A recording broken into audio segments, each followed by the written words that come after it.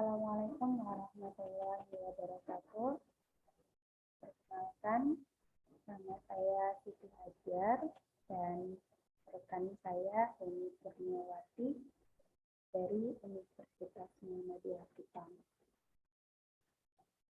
Pada kesempatan ini kami akan presentasikan hasil penelitian kami dalam seminar ini. Penelitian kami berjudul Inventarisasi Cerita Legenda di Kecamatan Cie, Kabupaten Timur Tengah Selatan.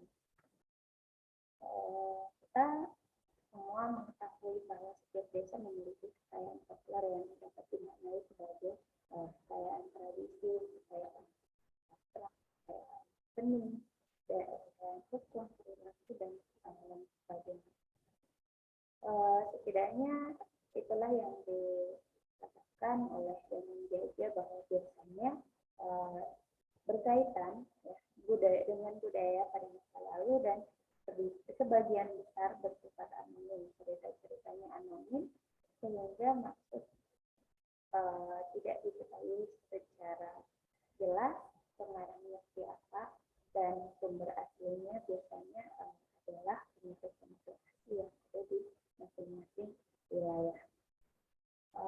Seperti halnya Indonesia, Kabupaten Timur Tengah Selatan ada di Nusa Tenggara Timur itu memiliki begitu banyak cerita rakyat folklor dan ini cukup beragam karena yang ditemui itu ternyata baik itu cerita mit, ya, kemudian dongeng, kemudian legenda, itu banyak sekali beredar di masyarakat yang disampaikan turun-temurun. Nah, tetapi kuantitasnya yang begitu banyak tidak diikuti oleh upaya untuk mendokumentasikan atau inventarisasi cerita-cerita tersebut. Padahal saat ini sudah sangat banyak penutur-penutur asli, ya, penutur-penutur asli yang memang hidup di desa-desa atau di kampung-kampung tersebut, dan rata-rata sudah banyak yang meninggal dunia. Nah, tersisa sekarang adalah generasi-generasi yang sudah mulai meninggalkan kampung halamannya untuk berangkat ke kota baik untuk bekerja ataupun berpendidikan ya, atau sekolah, ya. Nah, masalah ini cukup serius menurut saya karena ketika tidak diikuti kekayaan folklor atau legenda atau cerita rakyat ini tidak diikuti dengan upaya untuk mendokumentasikan, bukan lagi cerita-cerita itu akan punah, ya, tetapi mungkin betul-betul terancam, dan itu betul-betul perlu kita lakukan upaya-upaya untuk dokumentasikan cerita tersebut. Nah, hal ini karena perkembangannya cukup mengkhawatirkan. Banyak anak-anak muda yang sudah tidak paham lagi dengan cerita yang ada di desanya. Banyak narasi-narasi kebudayaan, banyak narasi-narasi tentang tempat, tentang alam yang sudah mulai ditinggalkan oleh anak muda. Nah, ini bukan berarti di desa-desa itu sudah teknologi sudah sangat maju di sana, ya. Untuk di wilayah TPS sendiri masih biasa saja, teknologi tidak semua orang memiliki handphone misalnya, tetapi tuturan terkait dengan cerita rakyat ini hanya disimpan oleh tokoh-tokoh tertentu dan jarang diceritakan kembali kepada generasi mudanya. Nah, hal ini juga yang melatar belakang kami untuk melakukan penelitian ini, mencoba untuk menginventarisasi cerita-cerita tersebut, walaupun mungkin ini hanya sebagai upaya awal, belum begitu lengkap, tapi setidaknya kami sudah melakukan itu. Ke depan ini bisa melakukan eksplorasi lebih jauh terkait cerita-cerita tersebut. Dan bukan masalah dalam penelitian ini adalah kami ingin mengetahui langkah-langkah inventarisasi cerita yang diutamakan. Kemudian cerita legenda apa saja yang ada di sana yang berhasil kami inventarisasi. Kemudian metode yang digunakan adalah metode file research atau penelitian lapangan. Kami meneliti di 12 desa yang ada di Kecamatan Cie, yaitu Bele, Boti, Emanasi, Palas, Patulan, Melu, Nasi, Pilihan Laki, dan Kesi Aipan. Penelitian berlangsung kurang lebih selama Februari sampai dengan November. Nah, kemudian hasil dari penelitian ini adalah kami menemukan langkah-langkah yang akhirnya digunakan untuk melakukan penelitian ini. Yang pertama, pembekalan bersama tim sebelum turun, kemudian turun ke desa atau wilayah CS, kemudian melakukan penelitian dengan menentukan titik kumpul kami mulai di desa Onai. Kemudian ini ada beberapa narasumber yang menjadi yang kami temui untuk melakukan inventarisasi ini. Dan memang ada beberapa narasumber yang kami pikir itu adalah narasumber utama, tetapi ketika sampai di sana beliau sudah wafat dan sebagainya. Kemudian setelah melakukan pengumpulan data, kemudian data diterjemahkan, dicatat kembali, kemudian diterjemahkan karena memang 99% data itu dalam bahasa Jawa, sehingga perlu kami catat kembali, kami terjemahkan kembali. Setelah itu kami menulis sinopsis legenda tersebut, kemudian membaca ulang dan merevisi sinopsis tersebut. Nah, ini ada tabel terkait dengan legenda yang berhasil kami inventarisasi. Ada 14 legenda, itu legenda Sukunawan, legenda Kasumbala, legenda Boti, Melati, dan seterusnya. Kemudian cerita yang ditemukan sebanyak yang berhasil inventarisasi sebanyak 14 cerita, dan terdiri dari 2 cerita legenda pahlawanan tokoh dan 12 cerita legenda penamaan tempat. Cerita yang termasuk legenda pahlawanan tokoh itu adalah legenda Sukunawan dan legenda Kasumbala, sedangkan sementara 12 cerita lain merupakan tuturan lisan mengenai penamaan tempat. Nah, mengingat memang penamaan tempat biasanya didasarkan pada ciri-ciri tertentu, terus peristiwa-peristiwa besar yang pernah terjadi di wilayah tersebut, kemudian juga mungkin bisa jadi diambil dari tokoh, ya, dari tokoh yang berpengaruh di daerah tersebut. Nah, beberapa legenda nama tempat yang ciri-ciri yang berdasarkan ciri-ciri tertentu itu ada legenda Lenai, legenda Palas, dan legenda Patulan, dan seterusnya. Legenda nama-nama tempat yang ada di CL lebih banyak berdasarkan ciri-ciri tertentu, seperti kan diambil dari misalnya pohon, kayu, air, atau benda-benda alam lain yang ada di sekitar wilayah tersebut. Nah, salah satu contohnya seperti legenda Kie, ya. Legenda Kie ini diceritakan bahwa pada masa zaman dahulu setiap warga setiap marga mencari tempat untuk dijadikan kampung. Nah, demi menjaga keselamatan anggota masyarakat, biasanya pemimpin marga atau itu biasanya akan mencari tempat yang jauh dari jalan raya atau jalan umum, kemudian yang terpencil. Kemudian biasanya juga adalah yang dekat dengan sumber mata air, ya. Dan hal ini karena memang pada zaman dahulu itu masih hidup di zaman perang, baik perang antara antar suku, antara marga atau antara raja-raja kecil yang ada di timur, maupun perang antara Indonesia dan masyarakat Timur dan Belanda waktu itu.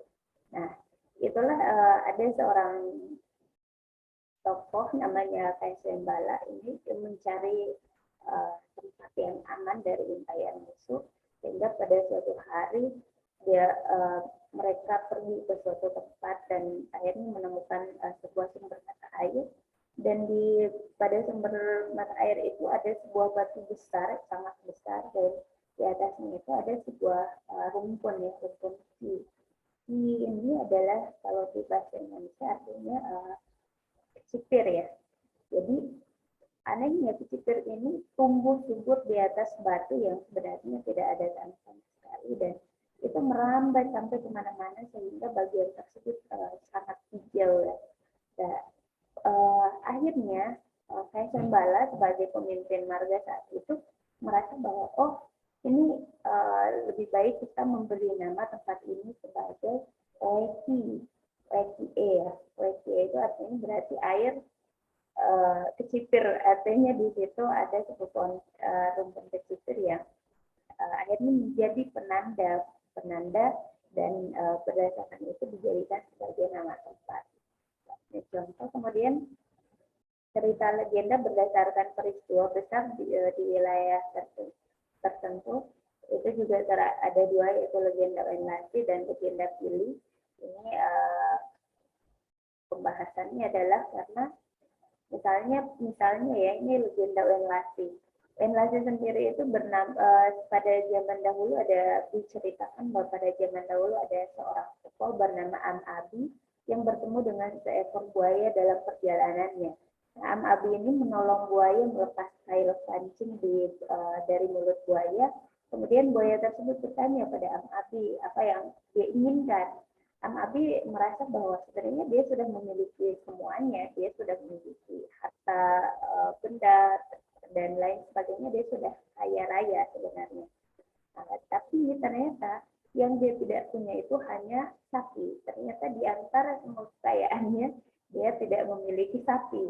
Nah, pada saat itu dia berkata kepada sang buaya bahwa kalau memang bisa diberikan, saya minta sapi.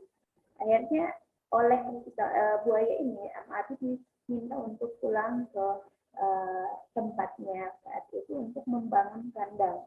Nah, kandang yang dibangun ini adalah ada di sebuah tempat yang sangat berada di ketinggian, kemudian tetapi di sekeliling tempat itu ada sumber mata air yang dikelilingi juga dengan pohon-pohon bambu. Nah, setelah kandang ini selesai dibangun, pada suatu bulan purnama datanglah rombongan sapi yang panjangnya meliuk sepanjang jalan, tidak terputus ya. Itu datang untuk masuk ke kandang yang sudah dibuat oleh Am Abi. Maka akhirnya Am Abi ini kan bergumam ya, begitu banyak sapi yang datang sehingga dia bergumam, Wenlasi. Wenlasi itu adalah, lasi itu sebenarnya bisa dikatakan sebagai urusan, bisa juga dikatakan sebagai perkara.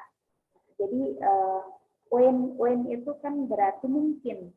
Jadi ketika Am Abi mengatakan Wenlasi, berarti mungkin karena urusan itu, maksudnya urusan kesepakatan antara Am Abi dan sang buaya, sehingga banyak sekali begitu banyak rombongan sapi yang datang masuk ke kandang yang sudah disediakan itu. Nah, ini adalah beberapa cerita yang yang terakhir ini adalah contoh dari penamaan tempat berdasarkan tokoh penting. Ini misalnya terjadi di Boti ya. Jadi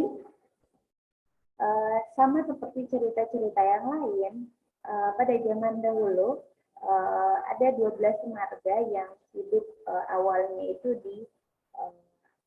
ada di Batu Elaf. Batu Elaf ini adalah sebuah tempat yang pada awalnya dihuni oleh 12 marga, yaitu Teku, Nabu, Nolaka, Bilak, kemudian Tefan Nasi, Kau, Naat, Natonis, Yunusi, Tanesir, dan Benu. suatu saat hari mereka sudah merasa bahwa tempat itu sudah tidak aman lagi dan mereka ingin pergi mencari tempat yang lain untuk dijadikan tempat tinggal. Maka sampailah mereka di tempat yang saat ini dinamakan Boti. Nah, dari tempat itu mereka merasa bahwa oh tempat ini bagus ini karena berada di ketinggian sehingga nanti kalau ada musuh yang datang kita bisa melihat musuh tersebut.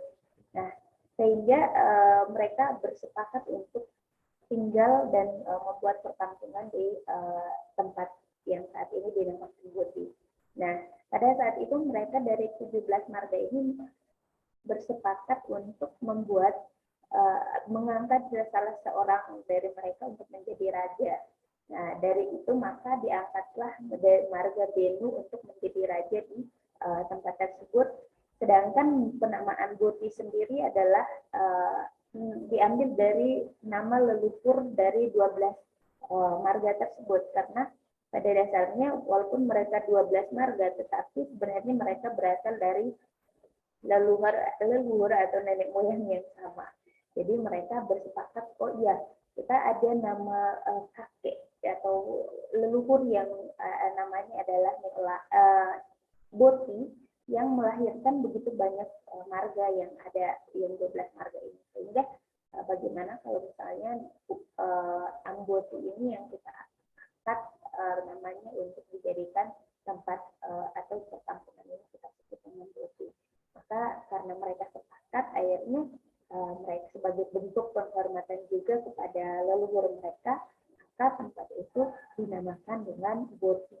Jadi kalau ada orang yang menyatakan suku Boti, sebenarnya bukan tetap suku Dawan, tetapi tempatnya mereka adalah namanya adalah Boti.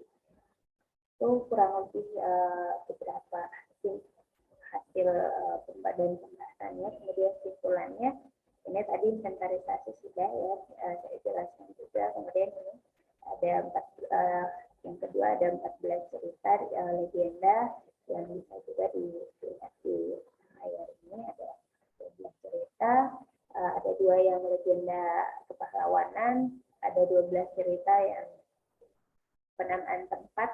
Dan ini ada satu catatan penting mungkin bagi yang ingin meneliti juga terkait dengan cerita rakyat, agar fokus ya mungkin sudah mulai fokus pada satu demi satu cerita. Misalnya kalau kita coba menggali lebih, mengeksplorasi lebih jauh cerita-cerita 14 cerita yang sudah saya inventarisasi ini. Misalnya mungkin legenda Boti, seperti apa sih sebenarnya yang terjadi di sana secara detail. Jadi kita bisa menghasilkan cerita yang betul-betul komprehensif karena bersumber dari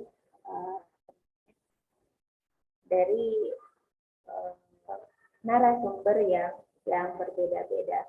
Mungkin itu yang bisa kami sampaikan pada kesempatan ini. Terima kasih. Assalamualaikum warahmatullahi wabarakatuh.